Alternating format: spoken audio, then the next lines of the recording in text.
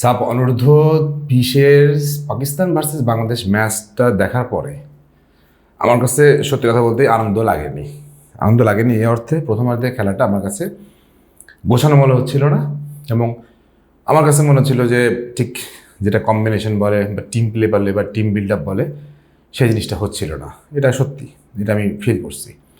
So সেই জায়গা থেকে আমি বলবো যে খুব বেশি আনন্দ পাচ্ছিলাম না, কিন্তু সেকেন্ড হাফে বাংলাদেশ বেশ খানিকটা উন্নতি করে এবং আমার কাছে মনে হচ্ছিল যে খেলাটা ঠিক আছে। কিন্তু ফ্রি কিক থেকে এবং হেডে যে রেনাল সুরিভাল যে গোলটা করছে, এই গোলটা নিয়ে আসলে মাতামাতির কি কিছু আছে। দেখেন, আমি দুইটা গোলেরই একটু বিশ্লেষণ করি। যেই জায়গাটা থেকে সে ফ্রি কিকটা পাইছে, সেই ফ্রি কিকটা এটাকে বলা হয় মানে মানে সচরাচর এই ধরনের ফ্রি কিক থেকে গোল হচ্ছে খুবই রেয়ার।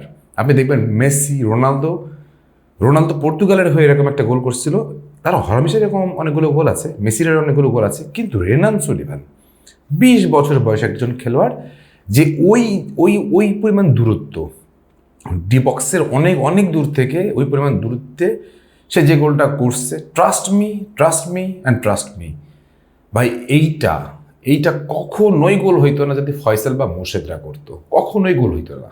বাট ওই ফয়সাল মোর্শেদরা সিন্ডিকেট যে আমরা বলি খেলাতে, সেটা স্পষ্ট। ফয়সাল মোর্শেদের তাকে পাস দেয়নি। ইভেন ফ্রিকিকটা যখন সে নিতে গেছে, ফয়সাল হাত দিয়ে ইশারা করে দেখাচ্ছিল যে ফ্রিকিকটা সে নেবে, কিন্তু আলটিমেটলি এই ফ্রিকিকটা সে নিলে কখনোই গোল হইতো না। ভাই, আমি হয়তো ভবিষ্যৎবাণী করে ফেলতেছি, বাট ফ্যাক্ট ইজ যে ওই পরিমাণ দূরত্ব থেকে ফয়সালের 14 গোষ্ঠীরও ক্ষমতা নেই গোল করার। এনিওয়ে, আমরা এইটাকে অ্যাপার্ট করতেছি। এবং সেকেন্ড গোলটা বামের যে মানে খুবই সুন্দর ক্রস ছিল। ক্রস থাকার পরে ওই যে পজিশনিং সেন্সটা তো আপনাকে থাকতে হবে। পজিশনিং সেন্সের কারণে বলটাকে সে যখন হেড করছে, দেখবেন হেডটা কিন্তু খুব খুব মানে খুব কিপ অ্যান্ড কাম, মানে জাস্ট আস্তে করে আলতো করে হেড করে সে তার মানে ইয়েটা মেপে দিছে। এখন প্রশ্ন হইল যে এই সব কিছু হওয়ার পরেও রেনান সুরিভালকে যখন মানে সিন্ডিকেটরা পাস দেয় না, সিন্ডিকেটরা খেলতে দেয় না, ডেকলানকে যখন খেলতে করাই, তখন আমাদের মনে প্রশ্নই জাগে, এই সিন্ডিকেট কি কখনো ঠিক হবে না? এই সিন্ডিকেটের বলি সারা জীবন হইতে থাকবে? ভাই, রেনান সুলিভানের ডেকলান সুলিভানের কি আমার ঠেকা পড়ছে? না নির্দেশের হয়ে খেলতে হবে, বাংলাদেশের পতাকা নিয়ে দৌড়াদৌড়ি করতে হবে, কোনো দরকার ছিল না তো। তারা এমনিতে খুব ভালো জীবনযাপন করে। এখন আসেন রেনাল সুলিভানের কিছু ব্যাপার একটু আলাপ করি, যে রেনাল সুলিভান আসলে কতটুকু পারফেক্ট হয়ে উঠতেছে। কারণ রিসেন্টলি সে জাতীয় দলে কলাপ পাবে আমার বিশ্বাস। কতটুকু পারফেক্ট হয়ে উঠতেছেন দেখেন। প্রথমত হচ্ছে সে প্রত্যেকটা ডিফেন্ডারের মানে ঠিক এই কাঁধ বরাবর সে নিজেকে মানে সেট করে রাখছে, যেন যখনই অফ দ্য বল মুভমেন্ট হয়েছে, বল পাস হয়েছে, তখনই সে মানে ডিফেন্ডারকে ফাঁকি দিতে পারছে। এতে হয়েছে কি, ডিফেন্ডারে তাকে খুব বেশি মার্ক করে ধরে রাখতে পারতেছিল না। সেকেন্ডলি যেটা হয়েছে যে তার পজিশনিং সেন্স ভালো, কোন জায়গাটায় বল আসতে পারে, কোন জায়গাটায় বল আসা উচিত, সে পজিশনিং সেন্সের কারণেই কিন্তু সে বারবার বল পাচ্ছিল। যদিও অনেক বল তাকে বল দেওয়া হয় নাই, হ্যাটট্রিক করার সুযোগটা তাকে দেওয়া হয় নাই। তৃতীয়ত যে জিনিসটা মনে হয়েছে যে সে যখন মানে উইং থেকে যখন অ্যাটাকগুলো করতেছিল, প্রতিপক্ষের ডিফেন্ডাররা তাকে খুব বেশি মার্ক আপ করতে পারতেছিল না। কারণ কি, সে ডুয়েলে খুব ভালো, কারণ সে ফিজিক্যালি খুব বেশি ফিট, যার জন্য সে ডুয়েলে বারবার চ্যালেঞ্জগুলো জিতে যাচ্ছিল এবং বারবার সে উপরে উঠে যেতে পারতেছিল। সো এই যদি রেনাল সুলিভানের খেলার স্টাইল হয়, তাহলে ভাই আমি বলবো সিঙ্গাপুর ম্যাচের আগেই তাকে ডেকে খেলান, না হইলে আর হবে না ভাই। এত সুন্দর নিখুঁত উইঙ্গার আমাদের দেশে আছে, মানে ফিনিশার আমাদের দেশে আছে, এটা ভাবতেই ভালো লাগতেছে। জায়ান হাকিম, ট্রেভর, এদের সবার প্রতি সম্মান রেখে বলতেছি যে আমরা আরও একটা রত্ন পাইছি, এতগুলো রত্নকে যত্ন করতে পারবো না, যত্ন করা যাচ্ছে না। এটাই হচ্ছে সিন্ডিকেট। আর এই সিন্ডিকেটটাকে আপনি অস্বীকার করবেন কিভাবে?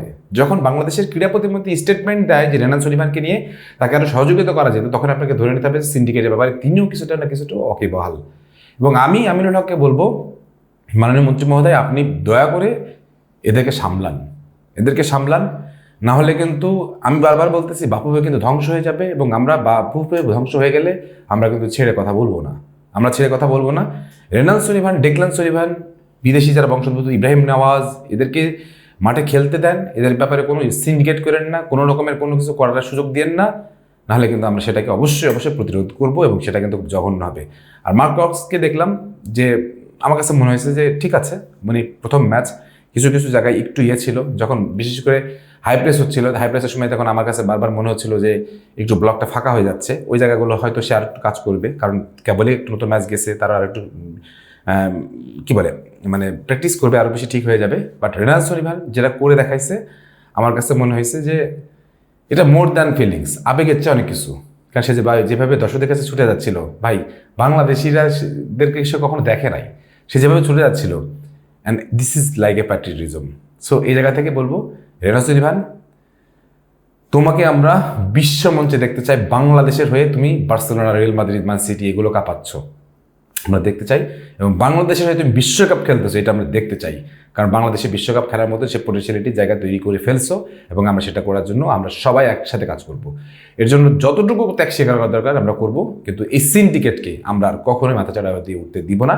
এবং আপনারা যারা ভিডিওটা দেখছেন দয়া করে একটু শেয়ার করবেন। সিন্ডিকেটের বিরুদ্ধে আমাদের লড়াই জারি থাকবে, লড়াই চলতেই থাকবে। সব ভালো থাকেন, সুস্থ থাকেন, আল্লাহ হাফিজ।